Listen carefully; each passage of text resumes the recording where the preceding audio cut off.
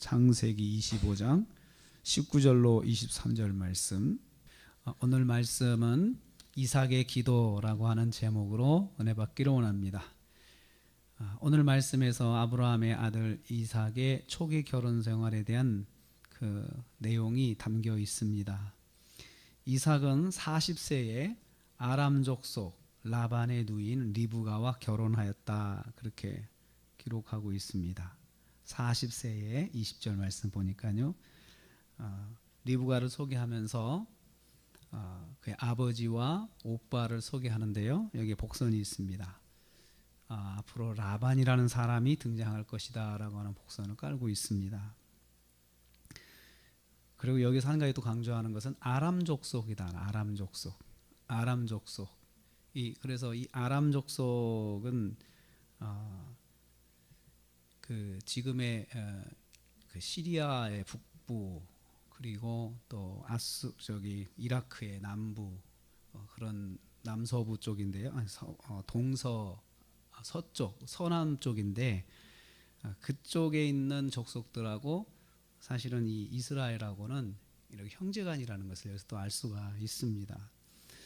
어떻든 간에 이 아람 족속이다라는 걸 강조하고 있습니다. 결혼 생활 초기에 이삭은 두 가지 문제를 가지고 하나님께 기도한 것을 여기서 말씀하고 있습니다. 첫째는 이삭은 아내 리브가의 임신 문제를 하나님께 기도하였습니다. 이삭은 40세에 결혼했습니다. 그리고 결혼 후 20년 동안 자녀가 없었습니다. 그리고 아내가 임신하지 못함을 깨달은 이삭은 하나님께 기도하기 시작했습니다. 그래서 21절에 그의 아내가 임신하지 못함으로, 그래서 하나님께 기도했다. 그를 위해서 여호와께 간구하매, 그 문제가 기도 제목이 명확하게 나와 있습니다. 임신의 문제를 가지고 하나님께 기도하였습니다. 가정의 문제를 가지고 하나님께 나가서 기도한 것이죠. 일단 가정을 이루면 첫째는 자녀를 낳는 문제가 있고, 또 자녀를 키우는 문제가 있고, 자녀를 독립시켜서 자녀가 가정을 이루도록 돕는 문제가 있고, 자녀에 대한 문제, 가정 문제의 중심이죠. 근데 이 문제가 있을 때 하나님께 나가서 기도하는 이삭의 모습을 여기서 우리에게 보여주고 있습니다. 이때 아브라함도 생전에 있습니다. 아브라함도 생전에 있을 때고, 이 손주들이 10대가 되었을 때 아브라함이 부름을 받았거든요. 그러니까 생전에 있었으니까 아브라함이 기도했다라고 표현을 하는 것이 더 좋을 텐데, 이제는 시대가 이삭의 시대로 간 거예요. 그러니까 아브라함도 기도했지만 성경은 이삭이 기도했다라고 표현을 해서 자기 가정의 문제를 이 가장인 이삭이 주도적으로 기도하고 있음을 여기서 말씀하고 있습니다. 자녀의 출생을 위해서 기도하면 하나님이 들으십니다. 그래서 오늘 말씀에서 첫째로 우리에게 주시는 말씀은, 하나님은 성도가 부부의 문제, 가정의 문제를 기도하기 원하신다는 것입니다. 그래서 오늘 말씀에 간구하매, 그 간구를 여호와께서 들으셨으므로 21절에 그렇게 딱 연결해서 말씀합니다. 기도하니까 그 기도 제목을 여호와께서 들으셨다, 이렇게 말씀하고 있죠. 그래서 가정의 문제를 기도하기를 원하시는 하나님, 첫 번째 우리에게 주시는 말씀입니다. 두 번째는 이삭은 태중의 문제를 하나님께 기도하였습니다. 22절과 23절입니다. 하나님의 응답으로 리브가는 쌍둥이를 임신하게 되었습니다. 그런데 태아들이 이 태중에서부터 서로 다투는 걸 느끼고 너무 심하게 다투는 거예요. 그러니까 두 부부가, 이삭과 리브가가 이 문제를 서로 의논했겠죠. 리브가가 이제 남편에게 이야기를 했겠고요. 너무 이 뱃속에서 아이들이 다투는 것 같다. 이건 그냥 노는 정도가 아니고 심하게 다투는 것 같다라고 그 문제를 이야기를 서로 고민을 나눴겠죠. 근데 이삭은 이 문제도 하나님께 가지고 나갑니다. 22절에 이렇게 표현합니다. 이럴 경우에는 내가 어떻게 해야 할까? 이럴 경우에는 내가 어떻게 해야 할까? 꼭 마치 그 산부인과 가서 의사하고 상담하는 것처럼 그렇게 표현이 돼 있어요. 이럴 땐 내가 어떻게 해야 되는데 이럴 때는 뭡니까? 이거 왜 그렇습니까? 이렇게 하는데 그 문제를 하나님께 가지고 나가서 이제 기도했다는 것입니다. 하나님, 이 자녀가 이 복중에서 너무 다투는데 왜 그렇습니까? 이걸 어떻게 해야 됩니까? 하고 하나님께 가지고 나가서 기도하였습니다. 부부의 기도를 하나님께서 응답하셨습니다. 두 민족이 태중에 있고 큰 자가 어린 자를 섬길 것이라는 그런 응답을 받았습니다. 자녀의 미래에 대한 하나님의 계획을 듣게 된 것입니다.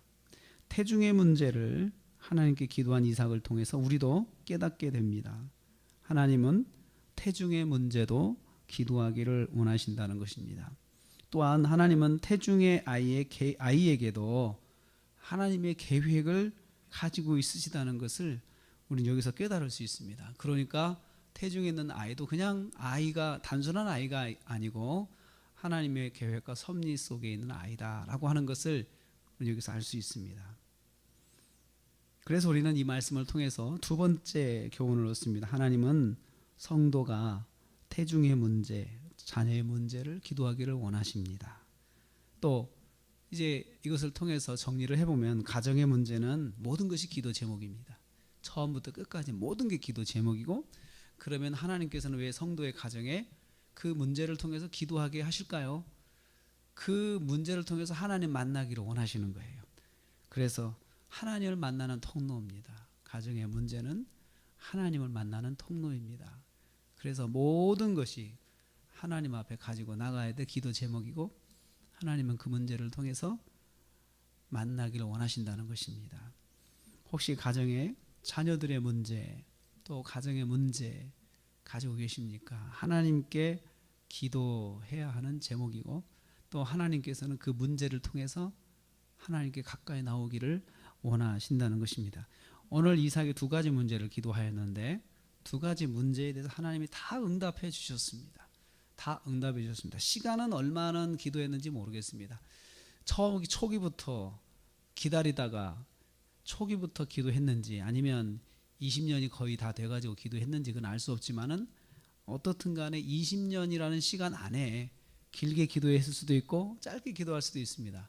두 부부가 아무래도 결혼을 했는데 자식이 없으니까 뭐 20년 동안 버티다 기도했겠습니까? 15년 동안 버티다 기도했겠습니까? 저는 한 2년, 길어야 5년 정도 기다리다가 기도하기 시작하지 않았나 그런 생각을 해봅니다. 오늘 기도하면 응답하시는 하나님, 우리 하나님이십니다. 가정의 문제, 마치 누구에게 가서 상담하고 이야기하는 것처럼 하나님께 이야기하기를 원하십니다. 그리고 그러면 하나님은 반드시 응답하십니다.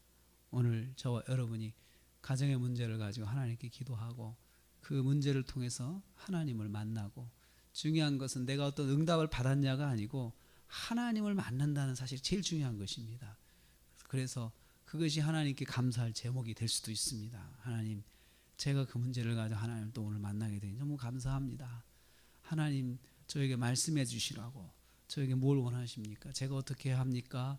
이런 문제를 하나님 앞에 가지고 나가셔서 사람하고 상담하듯이 하나님께 다 이야기하시면 됩니다. 하나님, 이럴 경우에는 어떻게 해야 됩니까? 이럴 경우에는 제가 마음을 어떻게 잡아야 합니까? 이럴 때는 하나님 어떻게 해야 제가 살겠습니까? 그렇게 하나님을 친구처럼, 그리고 정말 가까운 옆에 있는 사랑하는 사람처럼 만나서 대화하고 하나님과 교제하는 삶을 승리하시기를 주님의 이름으로 축복합니다.